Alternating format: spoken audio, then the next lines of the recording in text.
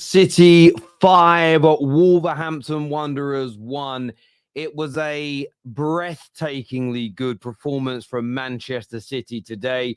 Erling Haaland absolutely dunking on his critics. A League One player, a League Two player. No way he can ever be one of the best players in the world. He absolutely dunked on them today. The hardest thing to do in football is to score goals. A hat trick from him, clinical from the penalty spot, deadly in the air, and the fourth and final goal was nothing short of top quality. It was an absolute thunderbolt. The hold-up play, the accuracy, demonstrating again that he's not just a quote-unquote tap-in merchant. City go within 1 point of Arsenal. Of course, they had that all-important game in hand, which will be against Tottenham in 10 days' time as this exhilarating Premier League season draws to a close. But as I say today, look, City just... I don't want City to win. In my heart of hearts, I'm gutted, but I've got to praise them. I can't sit here and not do that. I have to praise them. They were absolutely sensational from start to finish. Controlled the game, umpteen chances. Wolves looked run ragged. They looked disheveled very early on. And of course, there was the early contention surrounding a penalty. I don't understand what all the fuss is about. I genuinely don't understand why people are saying it's not a penalty. I can't fathom how people cannot see it's a penalty. For the life of me, Nori goes to clear the ball, misses the ball, boots and smashes into Guardiola. It's a foul. 110%, in my opinion. In real time, my first thought was, penalty. Because I'm being honest, I don't want City to win. I don't want the 4-peat. But I knew it was a penalty. Instinctual. I didn't think, ref's going to give this. It was a penalty. The only element of inconsistency, I would say, and I'm glad to see it given, but I want to see more of it. Often when players get the shot away, if they're then caught after the shot, they don't get the penalty. I understand that challenge, but I've always felt there were fouls. So I'm not going to suddenly change my mind on that now. For me, Stonewall penalty, the same as the second one. You know, Haaland goes through on goal. You see the replay. He gets a very minute clip on the back of the leg, but at that speed, it's enough. Absolute Stonewall penalty. There can be zero complaints, zero moaning, nothing. It's a penalty. The only element of me that was frustrated was I've seen multiple like that this season for my team, and VAR never looks at them. Garnacho had 2 last week, and there was same minimal contact, but enough at that speed to make you fall over. That's the only bit I was frustrated with, but none of that I would take out on Manchester City because that would be a childish thing to do. From my perspective, both penalties deserve the win, and as I've already mentioned, Erling Haaland today, the scariest striker in the Premier League for the best team in the world. And look, he went through a little poor period, and his poor period, I don't quite remember the line. Do you remember when Eminem went after Machine Gun Kelly and he basically said, like, my biggest flops are your greatest hits? That's kind of what Erling Haaland is to most other strikers in the world. His bad period is better than your good period. And listen, Roy Keane's a legend of my club and I love him, but what he said about him being a League Two player or a League One player was a disgraceful piece of punditry. It then led to this pile-on from people that have been wishing on this guy to be a flop for 4, 5, 6, 7 years. And they all kind of piled on during when I said troubling time, it wasn't the worst form in the world. It was just not up to his usual standards. But he's back to his very, very best today. Scoring 4 goals in the Premier League is no mean feat. His 6th hat-trick in the Premier League as well, which he must be the fastest person to get to 6 hat-tricks in the Premier League. I can't imagine him anybody else having done it more. And look, I don't like seeing City win. That they're one of my biggest rivals as a Manchester United fan.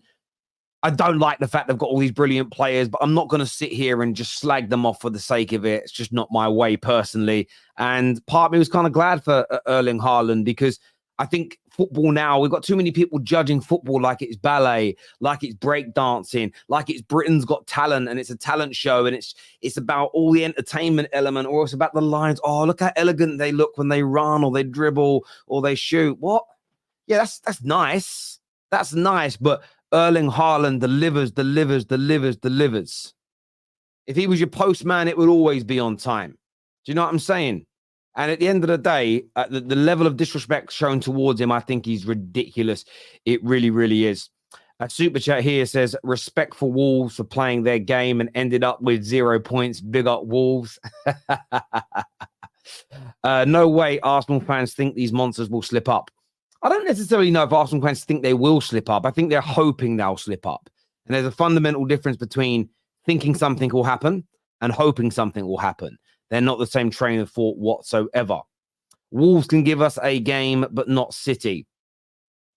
Do you know what I think it was? Wolves are kind of on the beach. This is the problem with this time of the season. Teams are starting to sit on the beach. Teams are starting to relax. And that early penalty, followed by the next goal. Those 2 goals just took the life out of Wolves. They really, really did. Even when it got to 3-1, I thought, oh, maybe we'll have an entertaining second half. Within 60 seconds, it was done again. So I understand why, and these things happen. Wanted Wolves to turn up, clutching at straws right now. Well, of course, anyone that doesn't want City winning the league wanted Wolves to turn up. But in reality, this is what you get. I will say this as well. It's funny. I'm praising City. I'm praising one of their greatest ever players. And I'm still just getting Terry keep crying. Terry is hurt. And this is what's so interesting, right? If I do a stream with a smile on my face and I'm positive about Arsenal, I'm twerking. When I do it about City, the same people still abuse me. It's not fair. Can't take it anymore. How was that pen given? But McAllister's got sweet. Listen, McAllister's was a penalty. And this is what's crazy. This is the irony. Every single City fan, though, by the way, that said that Doku on McAllister wasn't a penalty, it was a coming together, they cannot claim this one was a penalty. Although different parts of the body clashed, it's essentially the same thing. But I think both were penalties. So I'm keeping it 100. I'm keeping it consistent. I'm keeping it honest. But if there are any City fans that said, no, Doku's and McAllister are coming together, they can't think this was a penalty. You're spot on about that. But if you think it was a penalty, this has to be one as well. And I'm not going to be a hypocrite on this particular subject matter. Terry is hurt. He doesn't want us to win the league. Of course not. I will say this. You're a nice guy, Ramen. You watch all my shows. No Man United fan wants and I mean, I just say it in that tone. No Man United fan wants City to win the league. None. Not a single one. So, of course, you know who I want to win the title from this point. Silly questions, guys. Come on now. You need to be consistent, Terry, then people wouldn't rip you, but I am consistent. There's nothing to rip me about. I said both were penalties. So where's my inconsistency? Show me. I always say this to my viewers, more than welcome. Let me know what my I got called out today, the biggest super chat ever on the Football Terrace, $400, asking me about my inconsistency and why I praise Arsenal more than Man United. And I'm like, that's not an inconsistency. Arsenal are better than Man United, therefore they get more praise. That praise isn't support. Me criticizing my club is support. I don't see that as being hypocritical or having double standards. But if you think I'm not being constant, tell me where I'm not being constant. Tell me where that is. Blazes, where is champions win for City? Well, I went more with Haaland bagging 4 and Roy Keane being mudded on this title, rather than focusing purely on Man City, because I feel Haaland is the centerpiece of today's story because of the level of disrespect he took. And when people say, well, Terry, just stick up for Arsenal, I must have made 4 or 5 pieces of content on the Haaland story alone, ripping into anybody that dare suggest that he wasn't a world-class football player. Because he is. He is world-class. It's as simple and as straightforward as that. So, yes, I didn't put the same title as Arsenal's earlier on because I thought I'd focus on propping up support, showing support from a football fan's perspective of one of the greatest strikers that the Premier League has ever seen, one of the greatest products at his age that Europe's ever seen and the world has ever seen. That is what I focused on. But sorry, Blaze, if the title of Arsenal's title earlier triggered you a little bit, my friend. Sorry about that, my friend. Sorry. Do you want Arsenal to beat United next week? Yes and no. In an ideal world, I don't. And I won't celebrate Arsenal beating us. But at the same time, I don't want a four-peat to happen. The four-peat happening is more damaging to my club than losing one game to Arsenal. And I care about the impact on my club. It's as simple as that for me. This here says, hold that L, Terry. Man City champions win. United still in the mud. Yeah.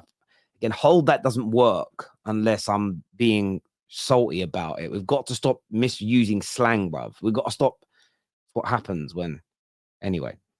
There we go. 4p incoming. I'm sure it is. I'm bringing out the panel now, people. We've got Mo, we've got V, we've got man like, I think he said Hamza. It's not Hamza backstage right now. It's Husam going to be coming on and having his, I mean, they both give very, very, very, very similar opinions. And he says embarrassing answer. How is it an embarrassing answer? So answer me this question, Anthony. And if you can stumble bum me where I cannot reply instantly, I'll donate £1,000 live on the air now to charity.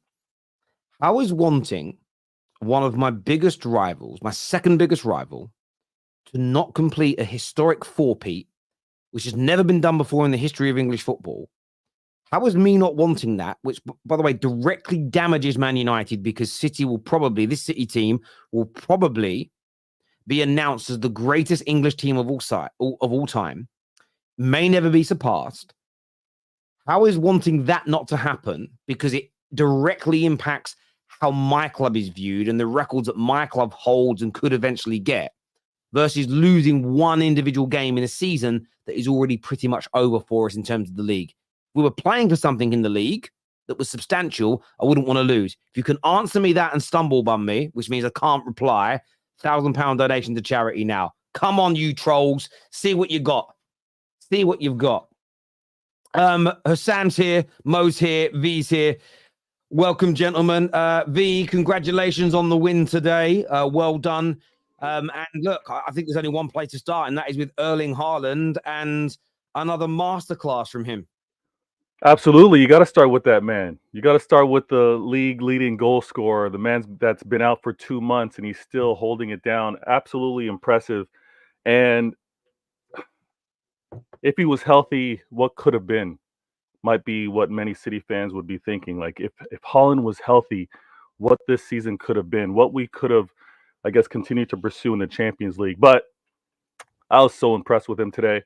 And also with him coming off that pitch and still being angry, still being gritty, still wanting more. I don't know what the conversation was. I'm not going to act like I'm an ITK. I have no idea what him and Pep were exchanging.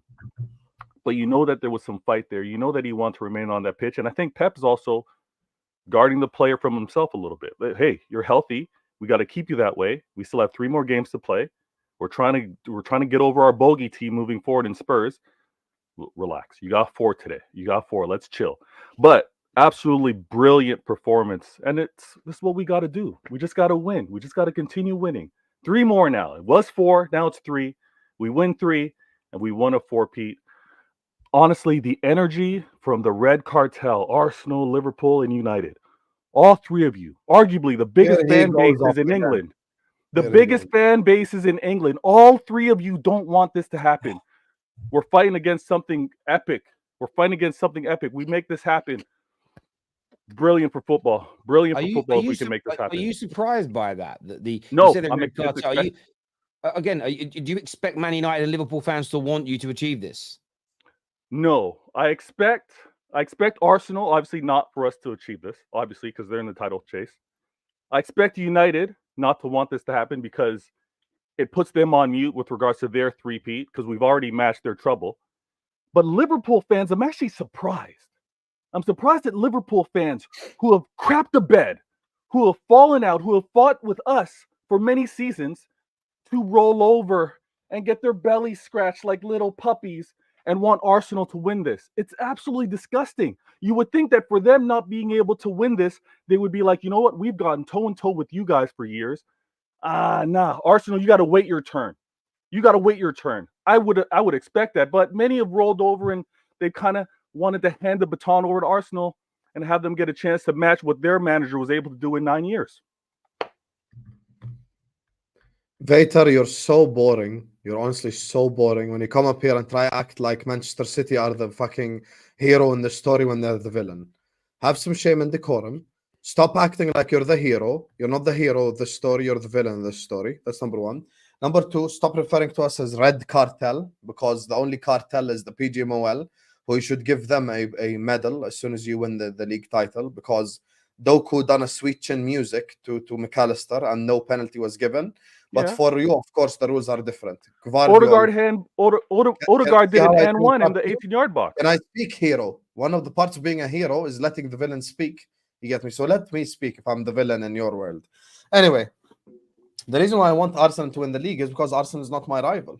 I have zero attachment to Arsenal whatsoever in terms of rivalries. My rivals are Man United, Everton, Chelsea to a smaller extent. I don't have to force rivalries. I'm not Man City.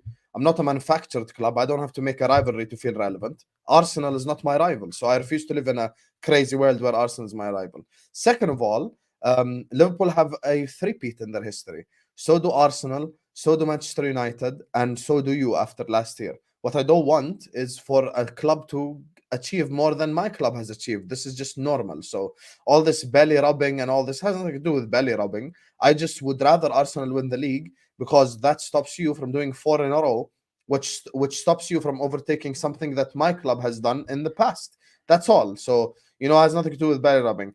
Today's game, Wolves started off the game really well, got into a couple of dangerous positions, and directly, of course, once again, here the referees strike again. The only cartel we need to investigate is the Manchester City refereeing cartel, who've had decisions go their way the whole season, to be honest with you. The problem is the inconsistencies. You could go Doku, McAllister, and mention that as an example. How that one wasn't given and this one is given, I have no idea. The ref didn't even give Wolves a chance. Anytime a single player was touched directly with a foul, every 50-50 was given to City's side. So yeah, of course, you'd expect them to get dominated. And by the way, using Vator, Patrick, and Hamza's logic from the last stream, Terry, we have to congratulate Wolves because they played their way and they stuck to their guns instead of parking the bus. They ended up getting slapped 5-1, but Terry, they played their way. So because they played their way, it's okay. We have to clap for them and say you didn't park the bus. Well done. That's what we have to say. Listen, at the end of the day, this game, it was unlikely that City dropped points. I actually said it based on Neto being there. I think Neto would have been more efficient. Wolves still got into dangerous positions, which shows me that City's defense still hasn't been sorted. They even scored, had dangerous chances. So, yeah, there's still hope. I don't think it's all done yet. Obviously, Fulham and Spurs are the hope. I don't think the last game of the season there's any hope. I don't think West Ham are going to. Can I ask you a question, Husam? Why didn't you think it was a penalty on Guardiola? Because Gvardiol won the ball. Ait Nouri made a clear attempt to win the ball, and it's actually Gvardiol that clashes into Ait Nouri. If you see the replay from the angle that I saw it, obviously on BN, they shows a different angle. There's an angle that's like from the exact opposite of the away end, and it's Gvardiol winning the ball, clashing into Ait Nouri, and that's not a penalty for me. That's just not a penalty. Oh, she said Ait Nouri was kind of stationary, and it was the trajectory of Guardiola that made them smash together. Yeah, Ait Nouri wanted to win the ball. Like his obviously even his eyesight, everything is headed towards the ball. He's trying to win the ball, and Gvardiol clashed into him after winning the ball. That's not a penalty for me. But listen, the ref didn't give them any chance. Anyway. But you haven't mentioned that City were good today at all, Sam. Seriously, like there is not in your monologue. Okay, I'm serious. By the way, I'm very serious here. You haven't mentioned that Haaland in spaces, he took his 2 goals brilliantly, apart from the penalties. You haven't mentioned that Rodri was good. You haven't mentioned that at all. Seriously, why is that? Like seriously, Man City today, when Wolves opened up, they looked absolutely great. Great turns from Foden, great driving from Kevin De Bruyne. They were good, bro. They were good today.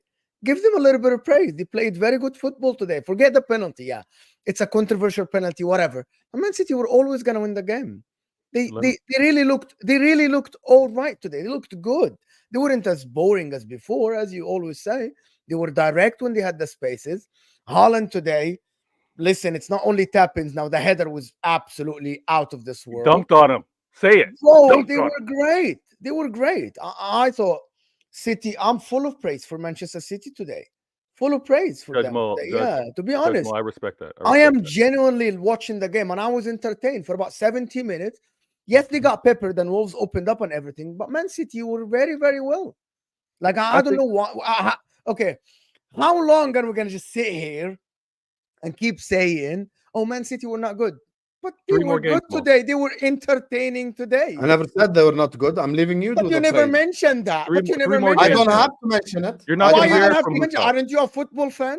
When I am on the screen, I could talk about anything I want. Yeah, 100%. Aren't you a football fan? 100%. Okay. Let me ask when you I'm on that question, part of the Husam. screen, I can say anything I want when it comes to the game. Sam, I'm going to put you on the spot. Can you analyze Man City's performances today? How much out of a 10 would you give Manchester City performance today? How much out of 10 I would give City's performance today? Probably an 8, because they're coming up against or a 7. They're coming up against injury-ridden Wolves. They had Totti playing centre back. Like, come on, obviously. So that's why Haaland had all the spaces. And you saw the goal that the third goal, I think it was, that happened against. Was it the third goal? No, the fourth goal. The fourth goal, the one that they scored straight after Hwang. It was like one of them FIFA like kickoff glitches, you know, where as soon as the guy kicks off, you just take the ball and score directly, because obviously of the bad positioning of the defender. Because Totti is not a centre back; he's a full back. So that was because of a bad positioning, not because Haaland put it down. Shifted it to his left foot. Mo, why are we doing this? He's a Liverpool fan. To the far. No. I think Haaland had a great game today. Obviously, Husam, just Mo. How about you put yourself on the screen and praise? Just let us talk, bro. I don't want to praise City. You praise them, brother. I'm not gonna praise them. Put Mo here. Let him be waxy lyrical about City. I won't be. I am not. I'm just asking you a question. Did Erling Haaland, did he not take his goal brilliantly, especially the fourth goal? No, Erling Haaland played like shit and scored 4 goals. That's the answer you want. You can have it. No, I'm genuinely like that goal was absolutely brilliant. Mo, why are you doing this to Husam? He's had to watch Nunes all season. I am not doing He's anything had to watch for him. Diaz. No, don't force him. I am not gonna come here and just be like, yes, okay, we want Arsenal to win the league for the good of football. No, it's fine. That's very known, right? To win the league. For the good of football, we need Arsenal to win the league. But we can't just sit here when Man City had a good performance like this and say anything other than they were good. That's what you guys do. This is That's simple. what I don't get it, from bro. Husam. No, you do get it. You know it. He's a Liverpool fan. At his core, that's how he's going to represent. So I'm not mad at him. You yourself, you want Arsenal to win for your content because you think it's going to be better. Yes, now, for the sake of football, though, I happen to disagree. I happen to think that City winning this 4th is absolutely beautiful. No, I don't think it's good at all. I think it's really good because, again, let me say this. It's nothing to do with content. It's nothing to do with content. No, for Mo, it has. His own words. He said for the summer, the content, it's going to be so good if Arsenal wins. Mo said that. Yeah. No, I said that. Of course, if City win the league, it's going to be a boring summer for everyone. You're going to go and do a 5-feet, and it's going to be very boring for football. Why it's so hard for Man City to understand? I'll explain this is a very logical statement. And I'll explain the logic on my end. Let me explain the logic on my end. Let me explain it to you, and you can debunk it simply. And I want the people in the chat to get involved in this. How is it good if a team just keeps winning the league with the best team in the world? How is that good? How is that good? It's exactly like, you know, I can answer this. Can I see if I can answer it? Do you mean it from the perspective of it would be a record achieved that's never been done before, and record being broke in sport is always a good thing for sport? So if at the Olympics somebody breaks Usain Bolt's 100-meter record, it's a good thing that someone has done that for the sport. Is that the perspective you're looking at? The perspective I'm coming from is let's see something we haven't seen before. The perspective is also that iron sharpens iron. All of you complain about your owners not spending, your owners not doing enough. Guess what? If all the fan base say, we just saw City win 4, I don't want this to continue happening, you put more pressure on your owners to raise your level, to then get us off the perch. But Mo, looking at it as, no, it's lazy. Oh, I don't want to see another City doing it. So this V. So needs to stop. So I get that point, and I think Thank you. the And that's point why you're very unbiased and balanced, Terry. Yeah, A lot of praises, a lot of super chats point that out with you, and I happen to agree today. So look, as I say, I get where you're coming from. I also understand it from fans' point of view, though, because as a Man United fan, I love football. But as a Man United fan, if I'm being biased as a Man United fan, I couldn't give a damn about you. I don't want you breaking that record. The same as I bet no Jamaican wants an American or a Brit or a Canadian to beat the 100-meter sprint record. No Jamaican would want that. The only time they'd want it broken is if another fellow Jamaican was going to break it. So I do get it from both sides, and I get where you're coming from completely in relation to that. I've got an interesting comment here for Husam, though, and I want to put Husam in the big so I can see his reaction properly when I read this. It says Goldbridge may or may not have got a notice from City, but Husam surely will from City via Jordan for his blatant xenophobic hate he is spewed for Man Cty owners and the way City do things. So this man thinks you're xenophobic to Arabs. Yes. This is the funniest comment on earth. I'm an Arab myself, you clown, and I lived in the UAE for 18 years. I'm not xenophobic at all. City are a manufactured fake club. That's just the reality. And you know what I find funny about you? Because it has fraud in your name. If the Sheikh bought Spurs, you would be here singing Spurs songs. So why should I take your opinion seriously? There's no emotional attachment to your It just made me die. I was like, that's just the funniest thing I've ever seen in my life. Respect Grealish, Terry. He earned a free kick today. He's going in the summer. I want City to win. I don't want Arsenal winning. That's me. And it's fair, mate. That's absolutely fair, Andrew. V, don't forget to congratulate Wolves for letting City play through them. Yeah. They played their way, V. Can we put this to bed? Listen, I did not say to open up and play your style. Obviously, they gave up 2 goals. They happen to be penalties. That's not because they played open football. Guys, let's be genuine here. You know the point I was trying to make. Mo, Arsenal deserve to win the league. Meanwhile, City 20 league games unbeaten. The table never lies. Rodri is the best player in the world. The table lies. Man United is the definition of the table lies. Just doesn't look lie. at the Man United. Doesn't lie. The winning of the table does not lie. Get out of here. The table always lies. Oh my! What is Man United, Manchester United is the definition of the table lies. Every single element of football, element of football says that Manchester United should not be where they are right now. Everything. No. We're talking about the winner of a league. That's all the underlying metrics which hold a place in football. Yes. But what football is about is winning football matches and getting points. And based on the fundamentals of football, Man United are where they should be this season. There is luck. There is God. There is a lot of, and it doesn't even itself out. I think, look, if again, the problem is the reason I won't ever accept that the table lies is because if you allow it for one team in one example, it can be opened up for everybody, and then you can start diminishing champions. And I'm personally not going to open that can of worms. So I'll politely agree to disagree. Big up, guys. The ref killed Wolves because the first penalty is not one, and the second penalty neither. City is being favoured. Hamza, what did you make of these penalties tonight, especially the first one? I remember you defending Doku and McAllister as they're coming together. What did you make of the first penalty today for Man City? Oh, that's a bad. That's your team now. You can watch it. See, remember, I thought as soon as I saw that, I remembered the Saka one. So I jumped in. I said, Arsenal fans are frauds. They called that Saka as a red card. I thought that's what I said. That incident there, it was definitely a penalty because you can't kick the guy and expect no penalty in the box. That we've seen that. As soon as you contact anyone in the box, it's a penalty. And if you don't watch football, if you don't understand basic things about football, if you contact anyone in the box and kick him that hard, I don't care whether your intention was not to kick him. It's a penalty. So that was a definitely clear play. So you now admit that Doku should have conceded a penalty to McAllister. Then you are, because he kicked him in the box. You're acknowledging that now. That again is a neutral contact. So, bro, you just said any contact in the box is a penalty. He lifts his leg and McAllister's running towards him, and you're thinking, why are you do? And you can see he's looking for it, and that's why it was not a penalty. It's mutual contact. But this one, he took him out. And you can see Ed Nouri, the second thing he did, he put his hand on his face. I knew straight away, why are you doing that? You must be guilty. Why are you covering your face? He knew. He was on the floor. Not a penalty, chat. He knows he's guilty. And I knew that's a penalty straight away. You know that's a penalty.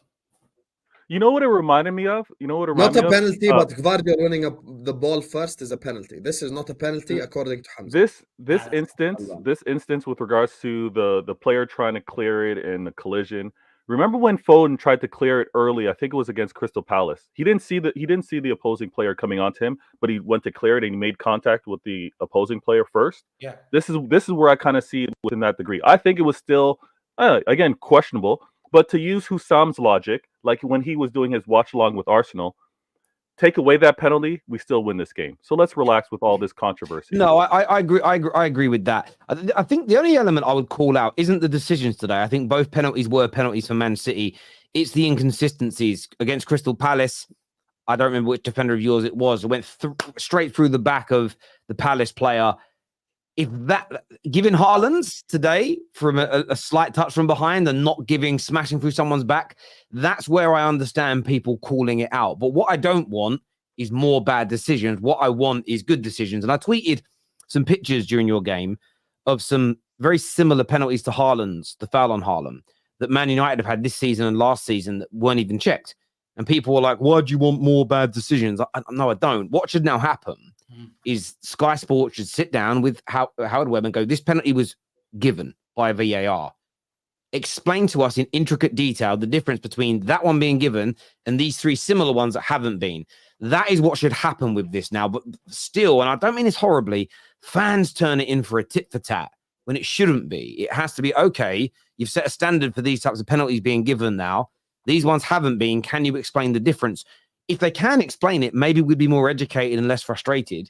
If you can't explain it, then we know we've got a problem with a genuine problem with the refereeing. So that's the only element I would call out. And that's nothing to do with City getting the penalties per se. That's looking at consistency across the league. Sorry, Hamza, back to you. That incident is similar to when Foden kicked the Crystal Palace player.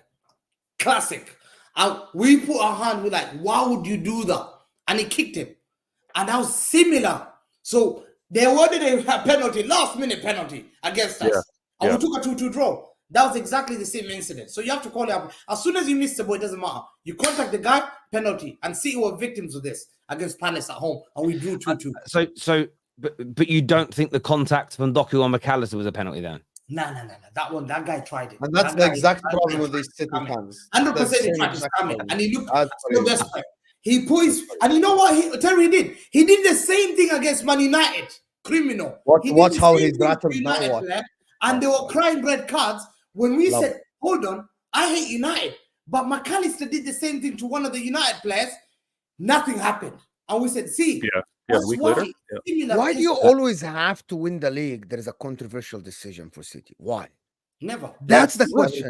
This controversial controversy every season. I am genuinely being. Why are we sitting here talking? Remember about Rodri handball? Why are we talking about McAllister penalty? What? Why always that main decision in the season that will be remembered 3-4 years later? Oh, this is literally a genuine question, people. I want someone to answer me. Unless we go back and give me Liverpool controversial decisions that made them win the league in 1920. Give me that controversial decision for Arsenal that made them. I'll at you on Twitter. I want people in the chat on to Twitter do that as well. Remind us why is always sitting here and saying Terry's talking about McCann. It's inconsistent, but it's always inconsistent because Liverpool should have had 2 more points and City should have had 1 less point. Like, why? Why is it always this case, though? Vator, go ahead, Professor. Let me answer this. Yes, when Man United won the league, they tried to downplay United. I'll give you an example. Tottenham played Man United. One of the Tottenham players chipped one of their keepers. He went in. Go and check the video. Went way in. They refused it. We never complained. We kept quiet. We said, listen. Okay, hang on. But you've made a fundamental error with that one. You made a fundamental error. That went in. Man United weren't in a title race that year. Did they win the league that year? No, we were not. That was in Jose's first 2. It was either in Jose's first or second. I I think it was his first season. No, that was Ferguson when he got chipped from Yeah, halfway top. it was Ferguson, but that season. We better work it out. One Remember second. Mendes goal Yes, they won the league. versus Man United. And just wait a second. Let me just Google it. Right. Man of knowledge.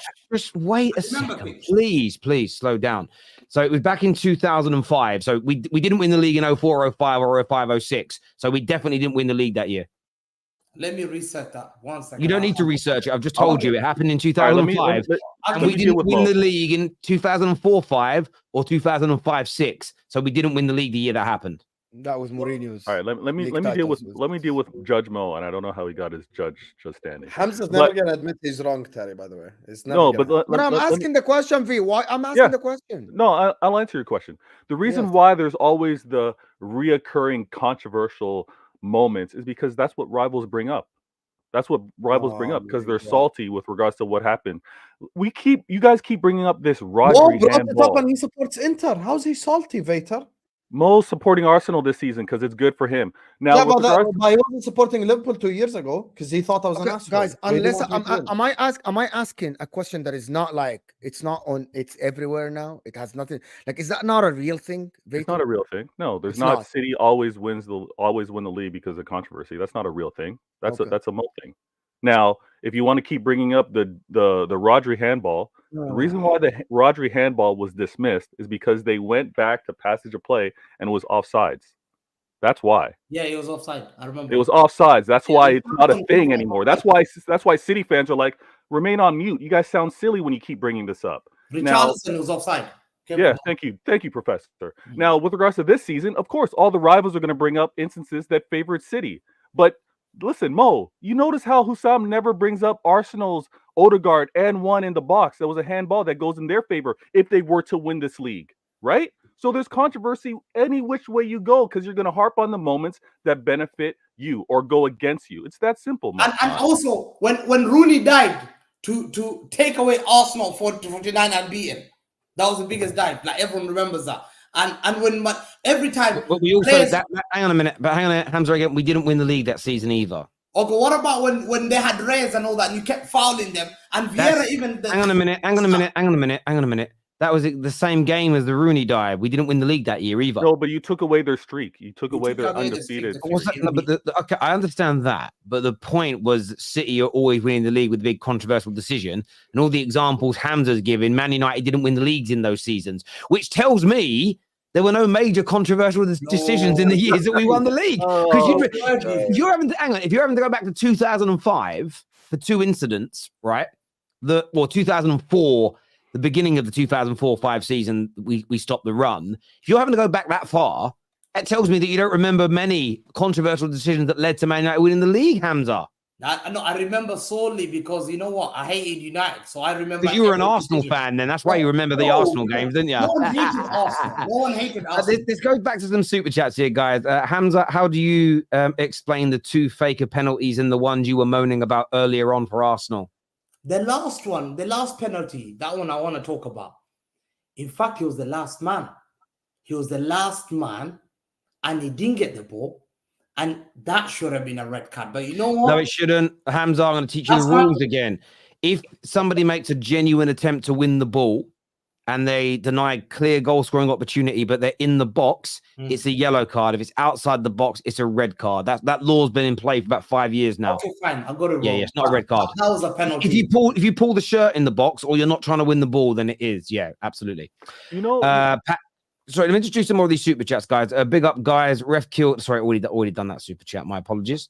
Jerome here says, "Wait, Mo. Chelsea spent $1 billion. So does that mean they should not be where they are, according to your view?" I don't understand the question. Can someone explain it to me? Do you know what I think he's saying here? See, I really don't understand the question. No, I do. But he's misunderstood you, I think. Mo doesn't mean based on what you spend the league table lies. He's talking about the underlying metrics, how many goals you should score, how good or bad you're playing the league could lie, not how much you spend, because everyone can spend them by badly. Chances created, the number of passes, all these stuff, guys. Yeah. I think the Max McAllister's was a penalty. However, the difference with today was Doku actually got the ball, whereas Nuri didn't. However, both were penalties. The reason why Nuri didn't get the ball is because Gvardiol already sent it to Rosie. That's the point that people are missing. Guardiola already made contact with the ball, won it, skied it, and he clashed into Ait Nouri. I don't think But I that's a pen. see why it's given. I get why people complain about it, to be honest, because Guardiola won the ball and Ait Nouri clattered into him, it might be given as a penalty. If it was my team, I would have said yes, he clattered into him. I would have, Right? I would have wanted yeah. it for my team. I see what Husam is coming from, but that's what makes it. I don't think it's a controversial decision, Husam. The reason why I'm saying that, because if we don't agree, all of us don't agree, that means the referee can give it, and it's not clear and obvious, so this shouldn't have been overturned. But, simple. Patrick, I saw you tweet, and I don't know whether you were being sarcastic, but you tweeted that you didn't think it was a penalty. Oh, the first one. Yeah. Yes. Yeah, I think it wasn't. I'm just keeping it real. I looked at it and said that that's a soft penalty, and I said soft because like it's being given nowadays by refs, but it's dodgy, you know. Because I was like, okay, that's not a pen. Come on, that's a bit unfair. If it happened to us as City fans, I'll be saying no, that's a bit unfair. So I still keep that it's not a pen. The first one is not a pen. The second one is a pen. That's what I kept. I was saying. I'm not going to take that back anyway, because a lot of people tried to tell me that, oh, you're just trying to play around with it. But 100% that wasn't a pen. I don't think it was a pen. Yeah. This here says, I want to know what the controversy when City won the league by 1 point against Liverpool was. Fergie time was controversy at the time. Well, Fergie time was controversial. Ball, by the way. We already mentioned it. Yeah, Fergie time was controversial. My brain went. It was until I heard the best rebuttal ever on TalkSport by a caller when whoever was hosting the show. This was maybe 15 years ago, when one of the hosts was saying how it's wrong that there's so much added time given, and this guy came on one with a fact, which is in Fergie's era in the Premier League, he only had the fourth highest amount of extra time given. But the best thing he said was, and where does it state in the rules that only Man United can score in injury time? I just sat there and thought, it's true. If you're winning 1-0 and there's 5 minutes added on, you could have scored a second. If you're drawing, you could have gone and got the winner. If you just sit back and let us attack, that's on you. And yeah, so it's not as controversial as penalty decisions, though. If Pep secures a 4-peat alongside back-to-back doubles, he overtakes Sir Alex as the greatest Premier League manager, a feat achieved in just 8 seasons. Listen, I think it's debatable. It's certainly in the debate because it's a 4P, and I see Hamza smiling there. But you are talking about someone that won 13 Premier League trophies. He won 2 Champions Leagues whilst being in the Premier League. He did a lot of great things as well, and a lot of stuff's come out this week because I got a few. I've actually been invited by X to be someone now that can edit tweets of people's and put community notes on because of some tweets I've put out correcting people. Twitter have come to me saying, do you want to do this job? I have said no, because I haven't got the time to do community notes, right? I should have asked for some money, really. I feel like, shouldn't I? United fan to do that. Well, they've asked me because, again, I take this as me not being that biased. Twitter's obviously seen a lot of the things I comment back at people and said, you're speaking a lot of facts. Do you want to do community notes for us? Like, that's a good thing, I think, right? But I ain't got the time to do that. I'm too busy. But you can't just judge it on 8 years. You've got to remember the first 5 or 6 years that Sir Alex was the Man United manager. All English teams, all English right now. All English teams were banned from Europe. So it would have been, no matter how good or bad we were in the league, it would have been impossible to have achieved what he did. Equally, what you've got to look at throughout the 90s is, you all know what the 3+2 rule is, right? 3+2. The 3+2 rule. Go on. So, what, English players? Yes. Yeah. So, obviously, the academies that were coming through, in English academies, have always had a lot of Irish and Scottish and Welsh players in it because Great Britain, right? So, when this rule came in, suddenly Scottish, Irish, it's in Northern Irish, and Welsh players were suddenly all considered to be foreign, which really damaged how many players. Man United had to drop top players from their team to be able to play in Europe. They eventually scrapped that rule. So when you consider, imagine if you look at the City team now as an example, imagine you could only play 3 of your foreign players. Do you think you'd have won the Champions League? Yeah. Yeah, I'll tell you why. Football's So, changed. so answer that again. No. You can only play 3 of your foreign players that are not born in England. Do you think you win the Champions League? I'll tell you why that was harder. Yeah, but that just means we would have recruited more English players, and we would have Again. So this is what you got to remember, that this rule came in. So teams were planning for one thing, and then the rule came in. Nobody knew it was coming, and it came in. Then teams started to adjust, and then they got rid of the rule. So the point is, imagine that rule comes in next season, that you can only play 3 foreign players. He won it the year after they implemented the rule. Who? Sir Alex Ferguson won this. What do you say? No, that came in the early 90s and went out in the mid 90s. So the point I'm making here is, when people do those comparisons to Sir Alex, you can't compare it just on time. You have to look at the scenarios and the situations in that era of football when you're comparing these things. Terry, I agree with you. I agree with you, and I think Pep, you're on your burner right now. Listen, there's more work for you to do. There's more for you to accomplish. You haven't done it all, even if you win this 4P. Sign a contract. 2, 3, 4, 5 more years. You need to remain in this league, Pep. You need. And let me ask you, Terry, quickly. One question. 5 more years. One question I want to ask you.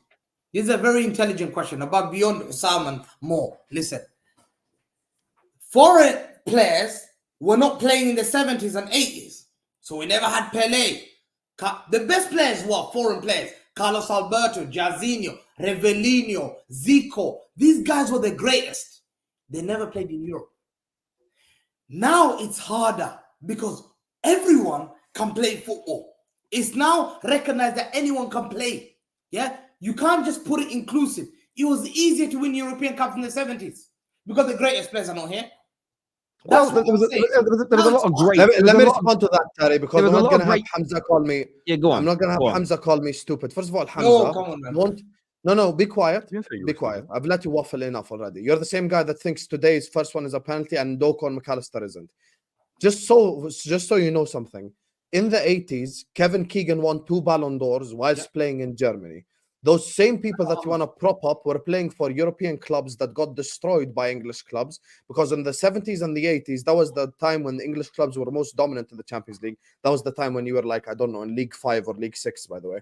That was when Aston Villa was winning Champions Leagues. That was when Nottingham Forest was winning Champions Leagues. That was when Liverpool were dominating Europe.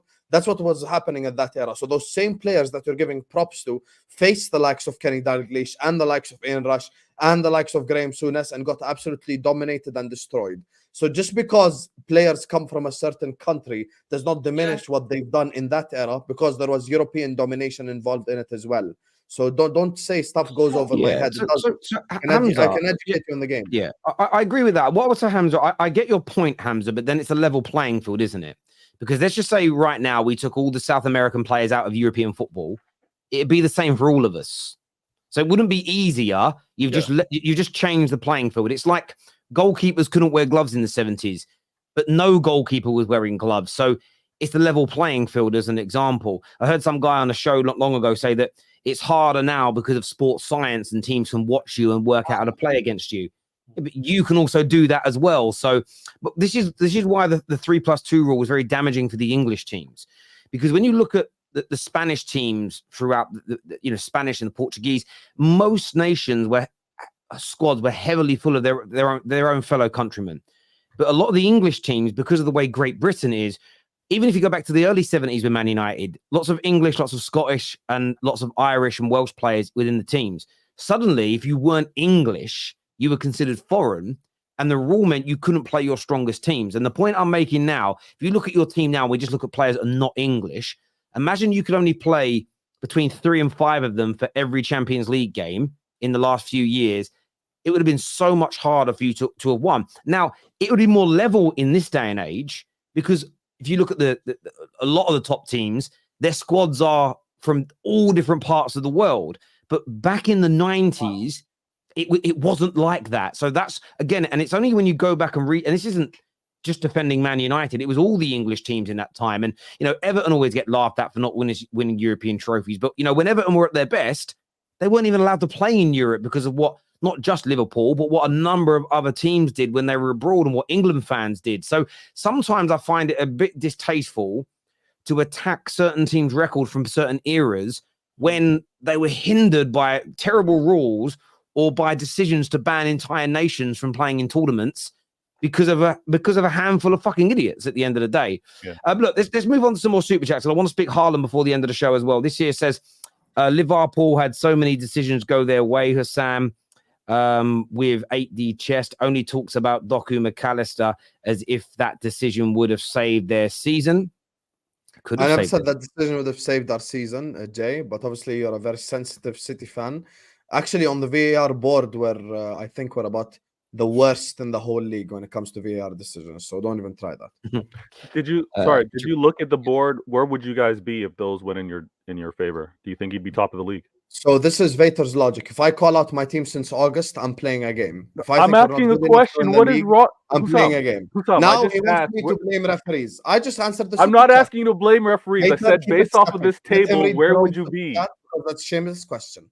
You've heard my opinion since August. You know, I never thought this team's good enough to win the league anyway. This year says, I disagree that Pep will be the greatest manager of the Premier League because Sir Alex's success was built with merit and not manufactured by money.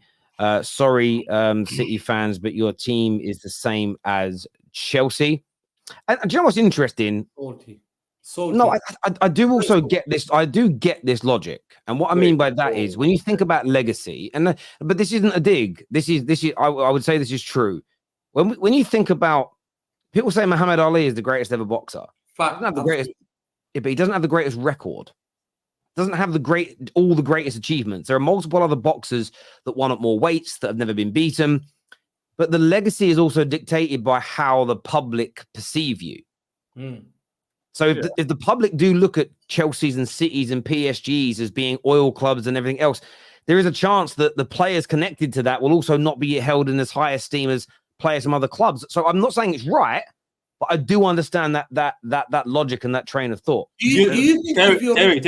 Terry, let me say one thing. I used to this whole oil club thing used to hurt me a lot years ago until I saw United fans and Liverpool fans twerking for Qatar. That's when I knew it was jealousy and envy.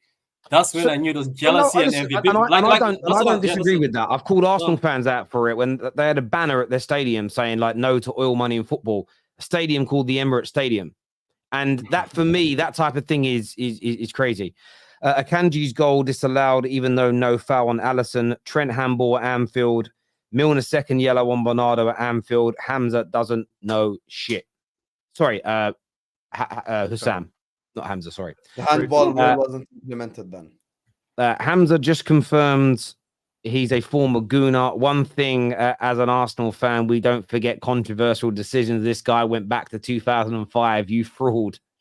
Listen, I remember Dortmund playing Juventus in the final. I saw Matthias Sammer when I was a little kid. So I remember I watched football as the only sport. So these guys are just salty. I give them a history lesson. Yeah, of course they are. Hang on a second, Terry. Why is... Well, you ain't got to call him a Middle East guy, bro. I'm not even reading any more of that now, my friend. Just use his name. It's Husam.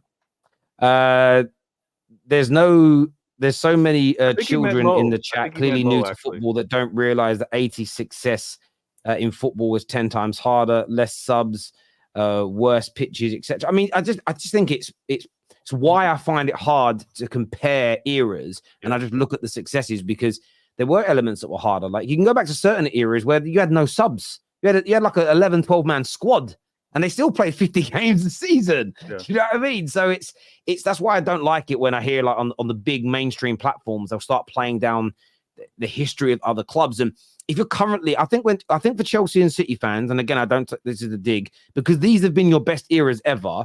It's fine, but when you've had a club, when you support a club who's had good eras in the 50s, good eras in the 60s, good eras in the 80s, and then now you don't want to write off the history because it's the same as in 30 years' time. If City have another team as good as this, you will all push back against anyone saying it's much easier than Pep's team. You'll all go, whoa, don't say that. The reason why, Terry, I was saying that Santos played Benfica, who were one of the greatest European teams, and they thrashed them 4-0. I understand that, but I don't know if you've understood my logic here. If you take all the South Americans out of Europe, no one has them. So in terms of winning the European trophy, that it levels it out again, doesn't it? Yeah. Always waffling about City. Man United were taking everyone's best players: Rooney, Van Persie, Andy Cole, and United were outspending everybody. No, again, I haven't mentioned you guys spending money once. You can't have a go at me. Speak to the viewers, my friend. I didn't say that. Just before the end of the show, boys, I want to ask you about Patrick. I'll go to you first on Haaland today. Stepped up and absolutely smashed it again. Yeah, it's quite funny that people were calling him League 2 just weeks ago. Somebody made a very bold statement saying Cole Palmer is going to win the Golden Boot over Haaland. Haaland is done. He's going to be sold out of City. This guy is world class. Like people, whether you like it or not, is a world class striker. And the funny thing is, when it comes to Haaland, people change the goalposts. They're like, oh yeah, he's supposed to do this, or why is he dribbling? I am looking at strikers in this league who can dribble but cannot finish. So it is what it is, man. Seasons ago, they were telling us City fans, even here when I come here, people used to tell us, oh, you guys, for you to win the Champions League, for times for you guys to be able to be dominant, you need a finisher. The media used to say it. Now we have a finisher. It's changed to, oh, your finisher cannot dribble. Haaland was incredible today. And he told us last week that he had injuries and he had foot pains. Now he's back. It looks like he's back. And that other goal he scored, oh my God, what a banger. People keep crying. Haaland is world class, and it is what it is. I'm going to get a Haaland tattoo, by the way, very soon. Nice, I like that. He's definitely world class. He certainly is. To the point of Sir Alex Ferguson's success being based off merit, research how many times Man United have broken the world record transfer fee.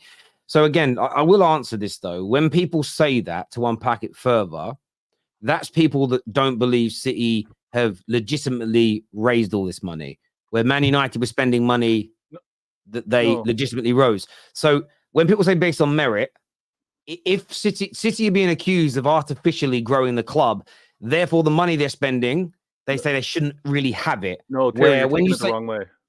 I think you're taking it the wrong way because a lot will dismiss the success of City just because we were able to spend. They're saying, oh, this success was bought. Your success is because you spent more than others. He's pointing out that your success was also equal to the spending as well. So we spent, again, but whenever I've had conversations on call-in shows or spoke to people about this, and you dig beneath that surface level view that ours were done on merit, it's because they believe it's this manufactured plastic and 115 allegations and it shouldn't really be there, where the merit of Man United or the merit of Liverpool is that it's been built over 1.5 centuries to be this size. That's typically what United fans I spoke to mean. By the way, I've never once, you can go back and look at all my videos since I've been doing this, I've never once criticized City spending, not once ever, but that's not me, but that's just what a lot of United fans. The problem is with a lot of United fans as well is that no one ever looks into it deep enough. Sorry, go on, something to when did the FFP come out again? FFP started in 2013-14, I believe. So basically, back in the days, nobody was stopped from just spending, isn't it? So yeah, you could essentially spend whatever it is that you wanted to be able to spend. Yes. And there's a funny coincidence that when Liverpool were the top spenders, they had their best era. When Arsenal was spending so much, they were called Bank of England. Yeah, no, listen, the spending. They're called Bank of England. I'm only going to speak for this as the face of the football terrace. City spending money in itself isn't an issue that anybody should have. How they potentially come about that money, that needs to be looked at and stuff like that. Well, it is being looked at. We know it is, and we're going to get an answer in the next year. There was no offside in Rodri's handball. City fans are liars, like their cheating club. Plus, City fans' knowledge on football on here is embarrassing, is what Donny, the Liverpool fan, says. It was offside. The Charlton came from offside. Hamza, but when you're self-centered into looking clutching and your manager having one league title in 8 years, you have to look for reasons. Why is Hamza here to start arguments on every City game? Hamza, sorry. I'm here to give an opinion. Just give an opinion. Yeah, he certainly did. I want to shout out our title sponsors today.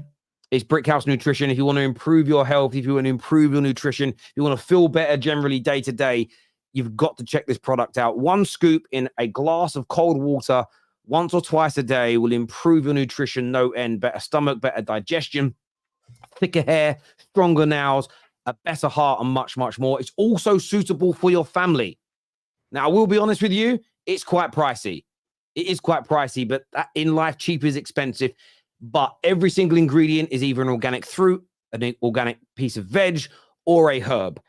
That is all that's in it. There's no artificial colorings. There is no crud. There are no artificially created drugs or additives or any of that, as Uncle Eddie would say, crap inside these products. You can scan the QR code on the screen or click on the link below. I'll give you a 15% discount if you use promo code SQUAD when you're checking out. Go and get that done. It is the end of the show, people. This is going to take you through to MHF. That's Mo and Husam's channel. So go and support them and watch them over there. We're back tomorrow with fan channel review and, of course, reactions to the Chelsea and then the Liverpool-Tottenham game in the afternoon. Until next time, take care. Goodbye. God bless. And we'll see you all again soon.